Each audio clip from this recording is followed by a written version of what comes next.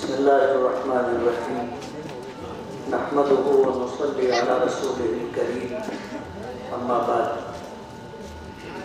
أعوذ بالله من الشيطان الرجيم بسم الله الرحمن الرحيم ربنا تقبل منا إنك أنت السميع العليم وأرنا مناسكنا وتب علينا إنك أنت التواب الرحيم صدق الله العظيم.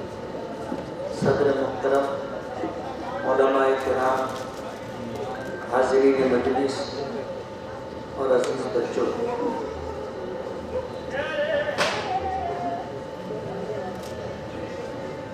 آج اس وقت ہم لوگ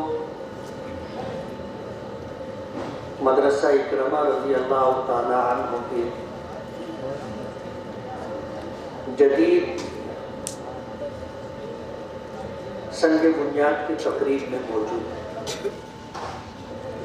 اہل محلہ کے لیے اور اہل شہر کے لیے یہ بات سمجھانے یا بتانے کی نہیں ہے کہ الحمدللہ ہمارے شہر میں بڑے بڑے مدرسے جس طرح دین کی بنیادی اور اسی کے ساتھ اعلیٰ تعلیم کی خدمات انجام دے رہے ہیں. 1980 کے بعد سے ہمارے شہر میں مکاتب قرآنیہ کا ایک جال بچھایا گیا. مسجدوں میں جو مکتب چلتے ہیں، میرا اپنا ذاتی تاثر یہ ہے کہ بڑے مدارس میں ذمہ داران کہو یا وہاں کے اساتذہ کرام کہو، سالانہ رپورٹ میں اچھی کارکردگی نظر آئے اس کے لیے کوانٹٹی پر زور دیتے کہ ہمارے یہاں سے اتنے بچے عالم بنے، ہمارے یہاں سے اتنے بچے حافظ بنے. لیکن میں نے جو محسوس کیا کہ مکاتب قرآنیہ میں یہ وہ مکاتب جو مسجدوں میں چلتے، پھر وہ چاہے صباحی ہو یا مسائی ہو یا جز وقتی ہو، یہاں پر ناظر قرآن سے لے کر کے حفظ قرآن پاک کی جو تعلیم دی جاتی ہے، اس میں تعداد اور کوانٹٹی نہ دیکھتے ہوئے کوالٹی دیکھی جاتی ہے. آج ہمارے شہر میں ماضی سے یہ سلسلہ چلا آ رہا ہے کہ جو بچے حافظ قرآن بنتے ہیں وہ بچے حفظ قرآن کی تکمیل کے بعد ایک نشست میں پورا قرآن پاک سنائے، اس بات پر ان کی توجہ مرکوز ہوتی. اور کہتے ہیں نا کہ خربوزے کو دیکھ کے خربوزہ رنگ پکڑتا ہے. جب ایک طالب علم نے ایک نشست میں پورا قرآن پاک سنا لیا تو دوسرے بچوں کو بھی پھر یہ حوصلہ ہو جاتا ہے کہ یہ کام ناممکن نہیں. جب ایک بچے نے یہ کارنامہ انجام دیا تو دوسرے بچوں کو بھی یہ محسوس ہونے لگتا ہے کہ یہ کام میں بھی کر سکتا ہوں. پہلے یہ بات نہیں ملتی تھی. اب الحمدللہ مکاتب قرآنیہ میں جو بچے حافظ بنتے ہیں ان میں سے کچھ بچے ایسے ہوتے ہیں جو پورا قرآن پاک ایک نشست میں سناتے ہیں. اور یہ بہت بڑی بات ہے. عام مجمع ہے اس لیے کہنے میں کوئی بات نہیں ہے کہ آپ اگر حافظ نہیں ہے لیکن قرآن پاک کی تلاوت کا معمول ہے، آپ بھی ایک نشست میں دیکھ کر پورا قرآن پاک پڑھنا چاہیں تو آپ کو معلوم ہو جائے گا کہ بلی پترے کا بھاؤ کتنا ہوتا ہے. آسان بات نہیں. لیکن ہمارے بچے الحمدللہ ایک نشست میں پورا قرآن پاک سناتے ہیں. میرے گھر میں آج سے تقریباً 40-45 سال سے جو مدرسہ چل رہا ہے، جہاں بڑی عمر کی عورتیں اور محلے کی بچیاں پڑھنے کے لیے آتی ہیں، اس سال 17 بچیوں نے حفظ قرآن پاک کیا، جس میں 16 بچیاں تھیں اور ایک 73 سال کی بوڑھی عورت تھی جس نے قرآن پاک حفظ کیا. اور ان 17 میں سے 8 بچیوں نے ایک نشست میں پورا قرآن پاک سنا ہے. انہی مکاتب میں سے ایک مدرسہ اکرمہ رضی اللہ تعالیٰ عنہ۔ اللہ کا بہت بڑا کرم ہے، میرے خیال سے 1000 بچے ہوں گے، لڑکے اور لڑکیاں ملا کر کے 1300 بچے بچیاں یہاں پڑھ رہی۔ اس سال کتنے بچے حافظ ہوئے؟ 44 بچے بچیوں نے حفظ قرآن پاک کی تکمیل کی، اور یہ کوئی معمولی رزلٹ نہیں ہے۔ ایک حافظ بنانے میں تیل نکلتا ہے، تیل۔ 44 بچے اور بچیوں نے قرآن پاک حفظ کیا، اور اگر ان کے پاس گنجائش ہوتی تو یہ تعداد 1300 سے بھی زیادہ ہوتی۔ عدم گنجائش کی وجہ سے ایک پلاٹ خریدا گیا، 35-50 کا پلاٹ خریدا گیا، وہاں پر مدرسہ اکرمہ کی تعمیر ہوگی۔ ابھی تک یہ مدرسہ مسجد پہ چل رہا ہے، اور ظاہر بات ہے مسجد کتنی بڑی ہے اہل محلہ کو پتہ ہے۔ صبح دوپہر شام اس طرح ملا کر کے 1300 بچے اور بچیاں ناظرہ، نورانی قاعدہ اور حفظ قرآن پاک کا علم حاصل کر گئی۔ اب 35-50 کی جگہ خرید لی گئی، اللہ اللہ کر کے اس کا پیسہ، اس کی قیمت چکائی جا چکی ہے۔ اب مدرسے کی تعمیر کا مسئلہ ہے، اور کسی دینی ادارے کی تعمیر ہو، چاہے مسجد ہو، مدرسہ ہو، جہاں قرآن پاک کی، احادیث پاک کی تعلیم دی جاتی ہو، یہ وہ مقدس مقامات ہیں جنہیں آپ صدقہ جاریہ میں رکھیں، صدقہ جاریہ کہ یہ عمارت مدرسے کی عمارت بنے گی تو انشاءاللہ ہمیں اللہ کی رحیم و کریم ذات سے امید ہے کہ تعلیم و تعلم کا یہ سلسلہ صبح قیامت تک جاری رہے گا۔ آج ہم لوگ اس کی تعمیر میں حصہ لیں گے، جب تک اس میں پڑھنے پڑھانے کا سلسلہ رہے گا ہمیں اجر و ثواب ملتا رہے گا، اور یہ کوئی معمولی بات نہیں ہے۔ کتنے لوگ ہیں اللہ نے ان کو دنیا بہت دی تھی، دنیا سے چلے گئے، سب کچھ چھوڑ کے چلے گئے، آج اپنے قبروں میں ہے، کوئی ان کو پوچھنے والا نہیں، کوئی ان کے لیے دعا کرنے والا نہیں ہے، کوئی انہیں ایصال ثواب کرنے والا نہیں ہے۔ اور بدنصیبی کی بات تھی کہ اللہ نے مال دیا تھا، اس مال کو انہوں نے اللہ کے راستے میں خرچ نہیں کیا، مسجد نہیں بنوائی، مدرسہ نہیں بنوایا، دیگر کار خیر میں انہوں نے خرچ نہیں کیا، سب کچھ چھوڑ کے چلے گئے، اور جن کو بغیر کسی محنت اور مشقت کے وہ مال ملا وہ لوگ عیش کر رہے ہیں۔ حساب کون دے گا؟ بولو نا، جس نے کمایا اور چھوڑ کے گیا حساب اس کو دینا ہے۔ حدیث پاک میں آتا ہے نا کہ جب کسی شخص کا انتقال ہو گیا تو اللہ کی بارگاہ میں اس کی پیشی ہوگی، لا يزال قدم عبد عند اللہ یوم القیامہ حتی یسأل عن خمس، جس کا انتقال ہو گیا اللہ کی بارگاہ میں پیشی ہوگی، اور اس وقت تک وہ اللہ کی بارگاہ سے ہٹ نہیں سکے گا جب تک کہ 5 سوالات نہ کیے جائے اور 5 سوالوں کا جواب نہ دے۔ پوچھو گی ان عمر فیما افنا، ہم نے تم کو زندگی دی تھی 10 سال، ہم نے زندگی دی تھی 20 سال، 30 سال، 40 سال، 50 سال، 60 سال، 70 سال، یہ عمر کہاں لگائی، کہاں کھپائی؟ جواب دینا ہوگا۔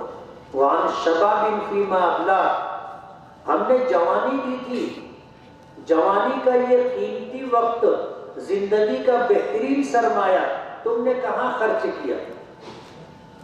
ہر جوان کو اپنی جوانی کا حساب دینا پڑے گا۔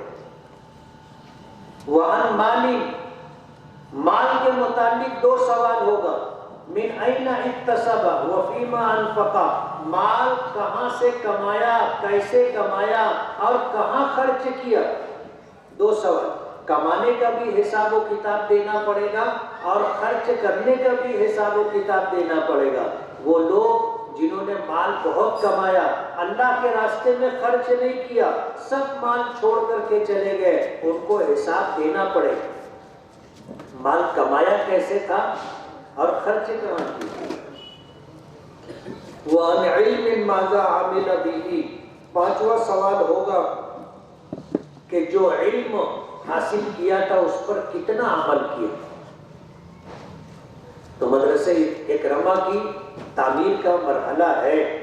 اللہ نے جن کو مال دیا ہے ان کو چاہیے کہ اپنے مال کا ایک حصہ اس مدرسے کی تعمیر پر خرچ کریں۔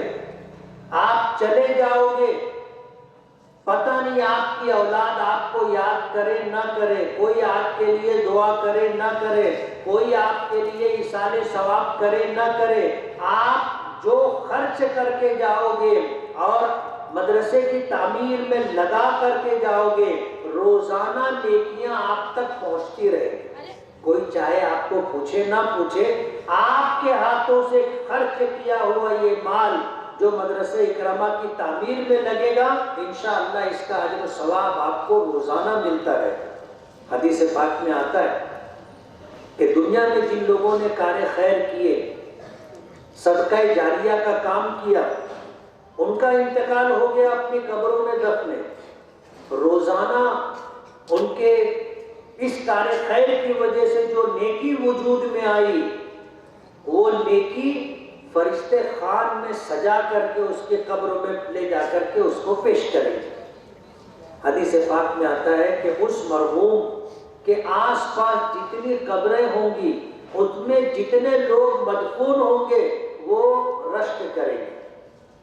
یہ کتنا خوش نصیب آدمی ہے، آ گیا ہے روزانہ نیکی اس کی فرشتے لا کر کے پیش کر دیتے روزانہ، اور کہتے ہیں نا قطرہ قطرہ دریا شود، یہ نیکی جمع ہوتے ہوتے جب تک قیامت نہیں آئے گی یہ نیکی کا سلسلہ چلتا رہے گا اور نیکیوں میں اضافہ ہوتا رہے گا، اور یہ نیکی اس دن کام آئے گی جس دن آدمی سب سے زیادہ محتاج اور ضرورت مند ہوگا، اس دن یہ نیکی کام آئے گی۔ اللہ نے یہ موقع ہمیں دیا ہے۔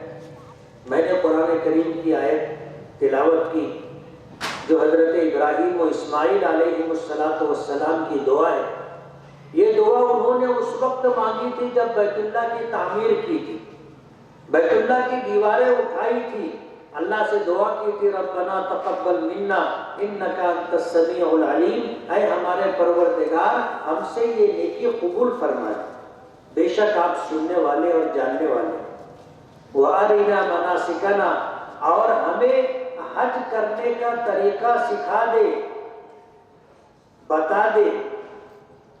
وَأَرِنَا مَنَاسِكَنَا وَتُبْ عَلَيْنَا إِنَّكَ أَنْتَ التَّوَّابُ الرَّحِيمُ، اور ہماری توبہ قبول فرما لے، اپنی رحمتوں کے ساتھ ہم پر توجہ فرما دے، بے شک آپ خوب توبہ قبول کرنے والے بہت مہربان۔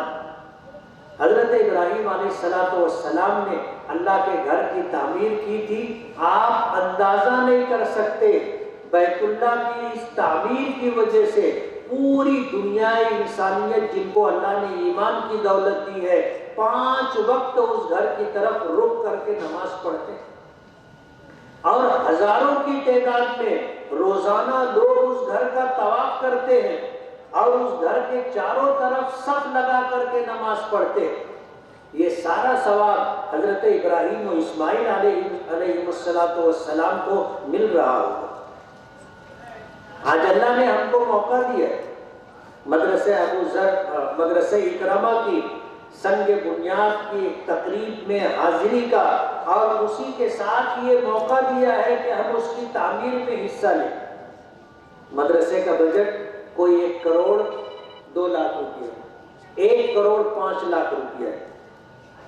یہ 35 بائی 50 کی جگہ ہے، اور کئی منزلہ ہوگی؟ 3 منزلہ، 1 کروڑ روپے کا خرچ ہے، اور مالیگاؤں والوں کے لیے 1 کروڑ روپیہ دینا کوئی مشکل بات نہیں۔ مالیگاؤں مخیرین کا شہر ہے، اور یہی وجہ ہے کہ پورے ہندوستان کے مدارس کے لوگ چندہ کرنے کے لیے مالیگاؤں آتے ہیں۔ مساجد کی تعمیر کو لے کر کے لوگ یہاں آتے ہیں چندہ کرنے کے لیے۔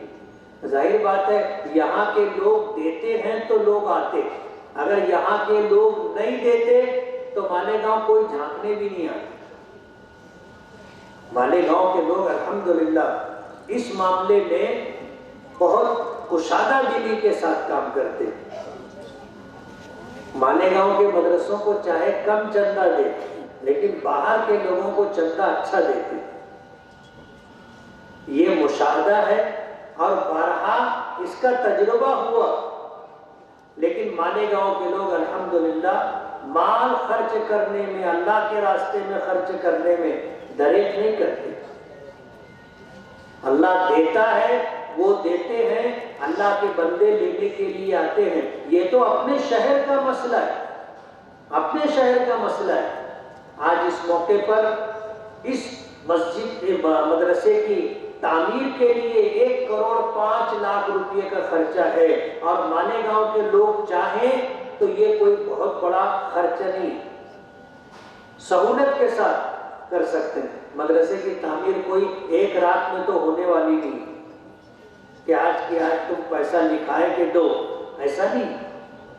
سال بھر تعمیر چلے گی، آپ کو سال بھر میں اپنا ارادہ نیت جو کر لیں گے وہ رقم ادا کرنی ہے۔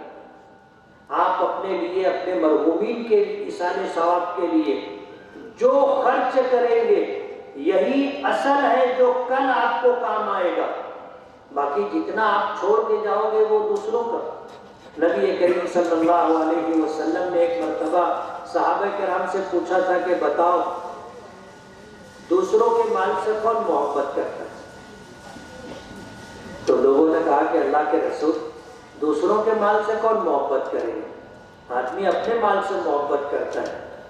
تو اللہ کے رسول صلی اللہ علیہ وسلم نے فرمایا کہ اپنا مال وہ ہے جو ہم نے اللہ کے راستے میں خرچ کر دیا اور اللہ کے خزانے میں جمع کروا دیا، وہ اپنا۔ جو ہم نے کھا لیا وہ نفع کا، جو پہن لیا وہ نفع کا، جو پی لیا وہ نفع کا، جو برتا اور استعمال کر لیا وہ نفع کا۔ اپنا مال جو اللہ کے خزانے میں جمع کیا وہ، باقی جو آدمی چھوڑ کر کے جاتا ہے وہ دوسروں کا مال ہے۔ اور عام طور پر ہوتا یہی ہے کہ آدمی دوسروں کے مال سے محبت کرتا ہے، اپنے مال سے نہیں۔ اپنا مال تو وہ ہے جو خرچ کیا اللہ کے راستے میں، مسجد کی تعمیر میں، مدرسے کی تعمیر میں خرچ کیا، اللہ کے خزانے میں جمع ہو گیا، وہ اپنا مال ہے۔ آج اس موقع پر جو لوگ موجود ہیں میں ان سے یہ کہنا چاہوں گا کہ اگر آپ کو خود سے محبت ہے، آپ اپنے مرحومین سے محبت اور تعلق رکھتے ہیں، آپ اپنے لیے ہمدرد ہیں یا اپنے مرحومین کے لیے ہمدرد ہیں، تو یہ موقع ہے ہمدردی کے ظاہر کرنے کا۔ بتائیے کون ہے جو اس مدرسے کی تعمیر میں حصہ لے گا اور کتنا چندہ دے گا؟ کھڑے ہو کر کے بتائیں۔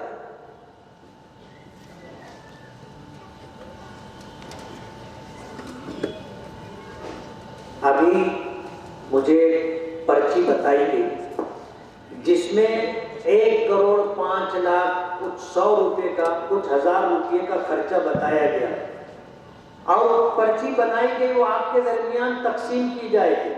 آج ابھی لکھوانا چاہتے ہیں ابھی لکھوا دیں، بعد میں یہ پرچی بھر کر کے آپ جمع کرا دیں، سال بھر میں آپ کو دینا ہے، آپ دیتے رہیے۔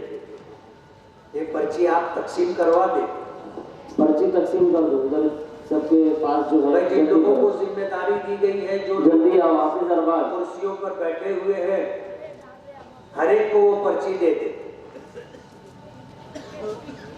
ہم اگر یہ چاہتے ہیں کہ ہماری آخرت آباد ہو اور اللہ تعالیٰ ہمیں سرخروئی اور کامیابی عطا فرمائے، تو ہمیں ان جیسے کار خیر کے اندر بڑھ چڑھ کر کے حصہ لینا چاہیے۔ اپنی نیت کا اعتبار ہے، اخلاص کے ساتھ آپ دو لکھاؤ، سمجھنے والے کچھ بھی سمجھے، اگر ہم نے اللہ کی رضا کے لیے دیا ہے تو پورا پورا اجر ملے گا۔ کبھی اعلان کر کے دینا، نمایاں کر کے دینا بھی اجر و ثواب کا باعث ہوتا ہے، تاکہ دوسروں کو بھی رغبت ہو، دوسروں کو پھر لکھانے کی توفیق ملے۔